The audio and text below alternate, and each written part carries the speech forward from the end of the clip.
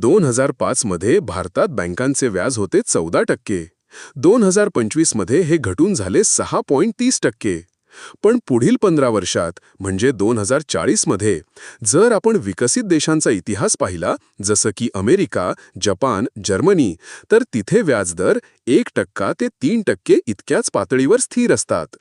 भारतही हळूहळू तिथेच पोहोचतो आहे. म्हणजे 2040 मध्ये बँक व्याज कदाचित फक्त 1% किंवा 2% असेल. म्हणजे 1 कोटी रुपयांवर फक्त 1 लाख किंवा 2 लाख रुपये दरवर्षी. बँकमध्ये 1% किंवा 2% हे जे मिळणार आहे ते सुद्धा जीवनभर नाही मिळणार. ते सुद्धा कमी होणार काही वर्षांनी. पण ज्या लोकांनी LIC सारखी 12% निश्चित पेन्शन योजना घेतली असेल, त्यांना मिळणार आहे दरवर्षी 12 लाख रुपये आयुष्यभर. वेळ जातोय, पण चूक थांबवता येते. आज निवडा LIC ची स्थिर पेन्शन, जी तुमच्या भविष्याला देईल एक हमीचं कवच.